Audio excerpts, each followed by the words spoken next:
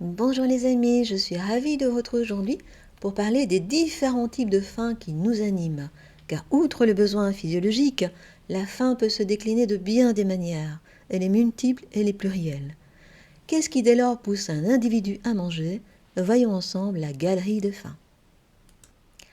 Alors d'abord, l'horloge dans le ventre. Il est l'heure de manger et on se dit qu'on s'enfilerait bien un petit quelque chose. Il s'agit d'un parfait conditionnement basé sur une affaire d'horaire. Comme si c'était le regard posé sur l'horloge qui donnait faim. Bon, clairement, le physiologique a un peu son mot à dire dans l'affaire. La société joue aussi un rôle important dans cette histoire. Au travail comme à la maison, les heures de table sont en général prédéfinies. Ce qui est amusant, c'est que si on est vraiment absorbé par une tâche au point de zapper le repas, la faim s'éteindra pour ne revenir qu'à la prochaine tranche horaire prévue. Le stockage d'hiver ou son corollaire le déstockage de printemps, qui ne s'est jamais surpris à manger beaucoup plus quand l'hiver pointe à notre porte. Non seulement on consomme davantage, mais également des aliments plus gras. On se comporte comme si on allait devoir hiberner au pôle Nord. Pourtant, nos installations modernes de chauffage et le réchauffement climatique ne justifient pas vraiment un tel comportement. On peut donc supposer qu'il s'agit d'un héritage ancien, enraciné au plus profond de nos gènes. L'impact visuel du volume servi. D'autres encore étaient habitués à ce qu'on leur serve une bonne assiette bien volumineuse. Et si on leur met une petite portion, la simple vue de ce petit plat leur donnera l'impression qu'ils n'auront pas assez et qu'ils auront encore faim. Comme si pour être satisfait, il fallait nécessairement avoir une montagne d'aliments devant les yeux. Je ne parle pas ici d'une éventuelle distension de l'estomac, mais bien d'un repère purement visuel. Il est clair que l'apprentissage exerce ici une fonction essentielle. À force de vouloir que l'enfant vide son assiette et ne quitte pas la table tant qu'il n'a pas fini, l'individu n'arrive plus à repérer ces signes de satiété. Donc idéalement, l'éducation devrait se faire autour de petites portions, quitte à laisser l'enfant se resservir s'il a encore faim. L'effet miroir, vous avez sans doute déjà entendu parler des neurones miroirs. Dans le cas de la nourriture, le principe est assez simple.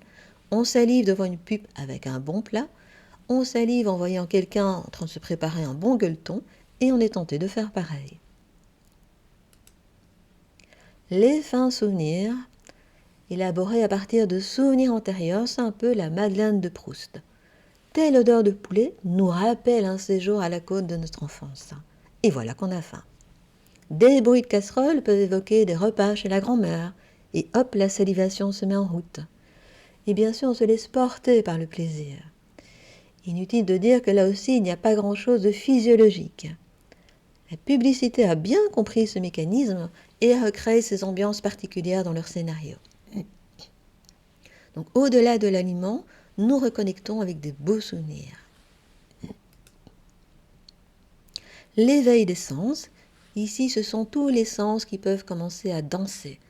Une délicieuse odeur vient titiller nos narines, une assiette merveilleusement colorée et attrayante, une lumière tamisée, une musique en bruit de fond, et branle-bas de combat, on serait bien une bonne dégustation. L'appétence chimique, bien des industries alimentaires ont saisi qu'elles pouvaient pousser les gens à manger plus grâce à l'adjuvant de certaines substances. C'est l'effet paquet chips. Ces produits chimiques ont l'art d'ouvrir l'appétit et de nous amener à reprendre davantage de ce type d'aliments.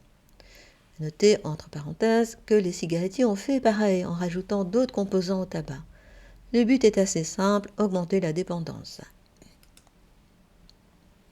Un besoin oral, Freud serait ravi qu'on en parle encore. Notre langue, nos lèvres sont des aires particulièrement énervées et donc très vite stimulables. Dans ce cas de figure, on a besoin de mettre la région de la bouche en mouvement, de mobiliser les mâchoires, de remuer la langue, de déglutir. Bref, on a besoin d'activer au maximum cette fameuse zone orale. Peut-être une nostalgie issue de notre vie intra-utérine ou de la tétée. L'effet d'entraînement, le fameux vivre ensemble, le manger ensemble et souvent le boire ensemble. On suit le groupe, on suit le rythme du groupe plutôt que le sien. Donc plutôt que d'écouter son univers, on se laisse porter par celui des autres. On veut aussi parfois simplement faire honneur à la maîtresse de maison, on ne veut pas la vexer, et donc on prend une repasse alors que l'estomac est déjà plein à craquer. Donc plutôt que d'écouter nos signaux internes, on se laisse plutôt porter par le moment social. Donc le choix est vite fait, c'est la meute qui l'emporte. L'alcool consommé y a aussi son effet, parce qu'il va venir bloquer tous les signaux de satiété. Donc non seulement il y a l'effet d'entraînement, boire ensemble, on suit aussi le rythme des autres, mais en plus l'alcool va venir un peu parasiter les signaux de satiété. Ce type de comportement a un côté grégaire, c'est la loi de la tribu qui passe avant la loi individuelle.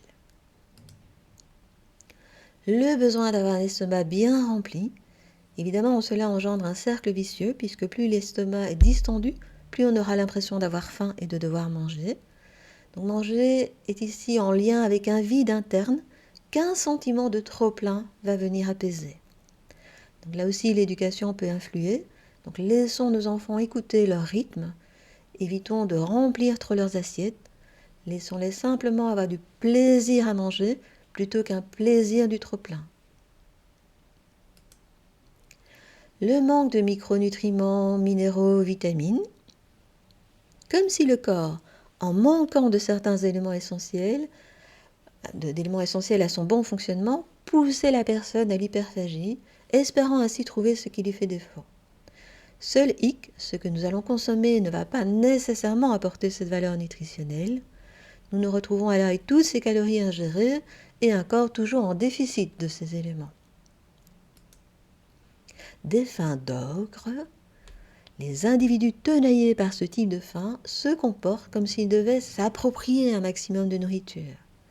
Ces gros mangeurs sont en général assez bruyants, sont envahissants, exubérants, et toujours prêts à occuper un maximum de place partout où ils vont.